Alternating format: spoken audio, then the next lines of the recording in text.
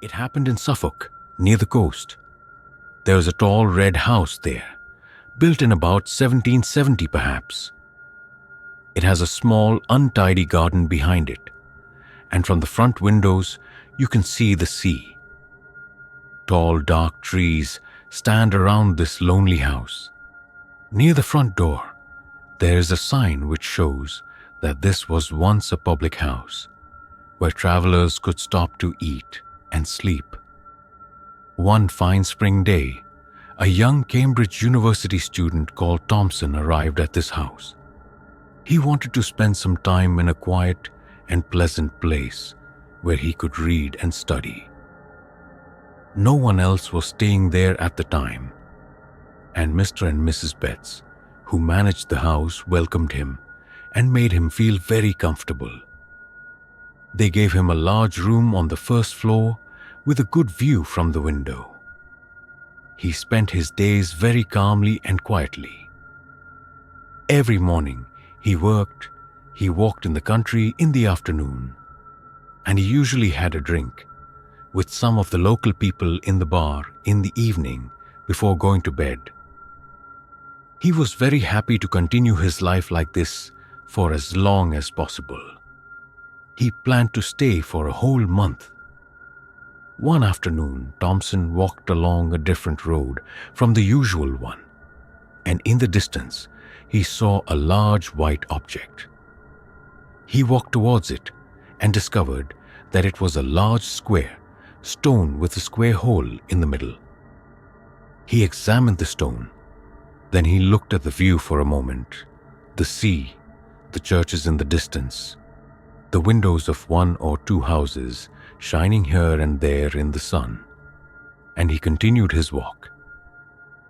That evening in the bar, he asked why the white stone was there.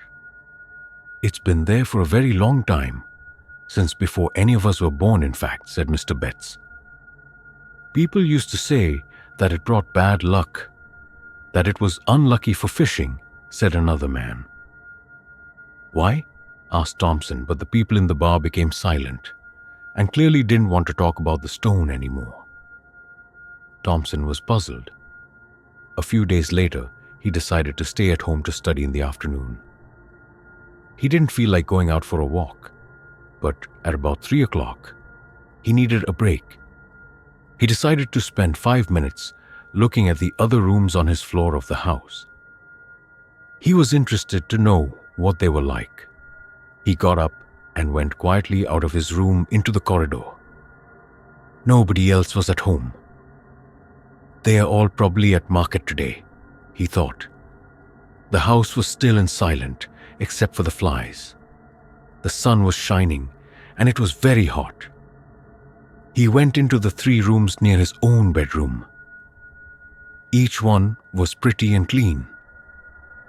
Then he tried the door of the southwest room, but found that it was locked. This made Thomson want to know why it was locked and what was inside it. So he took the keys of all the other doors on the floor to try to open it. He finally succeeded. The door opened. He went in and looked around him. The room had 2 windows looking south and west, so it was very bright and hot. There were no carpets and no pictures, only a bed, alone in the corner. It was not a very interesting room, but suddenly, Thomson turned and ran out of the room, closing the door behind him noisily. Someone was in there, in the bed, he almost shouted.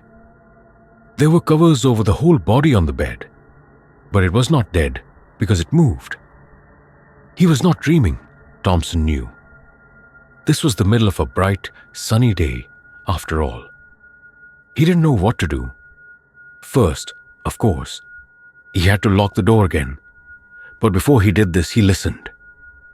Everything was silent inside the room. He put the key into the lock and turned it as quietly as he could, but he still made some noise. Suddenly he stopped. Someone was walking towards the door. He turned and ran along the corridor to his room, closed the door, and locked it behind him as fast as he could. He waited and listened. Perhaps this person can walk through doors and walls? He whispered to himself. Nothing happened. Now what, he thought. His first idea was to leave the house as soon as he could.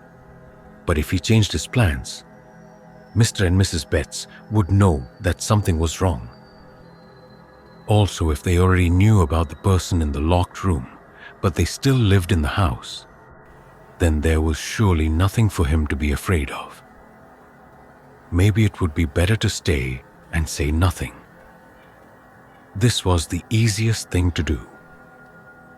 Thomson stayed there for another week, and although he never went near the door again, he often stopped in the corridor and listened. But there was only silence. He didn't ask anyone in the village about the locked room because he was too afraid. But near the end of the week, he started to think more and more about the person in the locked room, and he eventually decided to find out more before he left. He made a plan. He would leave on the 4 o'clock train the next day, and while the horse waited outside with his bags, he would go upstairs and take one last quick look into the room. This is what happened. He paid Mr. Betts, put the bags on the horse, thanked Mrs. Betts and said, "I'll just take a last look upstairs to be sure that I have all my things." He then ran up the stairs and opened the door to the room as quietly as possible. He almost laughed. It's not a real person at all. How silly of me. It's just a pile of old clothes, he thought. He turned to go, but suddenly something moved behind him. He turned quickly and saw the pile of old clothes walking towards him, with a knife stuck into the front of its jacket and dried blood all down its shirt. He pulled open the door and rushed out of the room and down the stairs. Then he fell, and everything went black. When he opened his eyes, Mr. Betts was standing over him with a strong drink in a glass. He looked annoyed. "You shouldn't have done that, Mr. Thomson, sir. It was a stupid thing to do after we've been so good to you. Why did you want to look in that room? Nobody will want to stay in this house anymore if you tell people what you've seen," he said. "I'm sorry. I just wanted to know. That's all," said Thomson. "I won't tell anyone. I promise." So before he left, Mr. and Miss Betts told him what they knew. People say that a rich gentleman lived here a long time ago. One evening, he was out walking in the village when a group of men attacked him. They wanted to steal his money. They held him down on that big white stone which you saw when you were out walking the other day, and they killed him with a knife. Then they threw his body into the sea. Later, some people from the village moved the stone away from the village. They said the fish along this part of the coast would not come anywhere near it. The fishermen were not catching anything, you see. The people who lived in this house before us told us to lock that bedroom, but to leave the bed in it, because the gentleman's ghost might want to come back and sleep in the house again. You're the first person to see him since we've been here. He's never been a problem to us. But please don't tell anyone, they repeated. We don't want people talking about ghosts in this house. For many years, Thomson didn't say a word to anyone about what happened in the Betts' house in Suffolk. And I only know his story because years later, when he came to stay with my family, I was the person who showed him to his bedroom. When we reached the bedroom door, he opened it very loudly and stopped outside. He stood there for a minute and carefully inspected every corner of the room before he went in.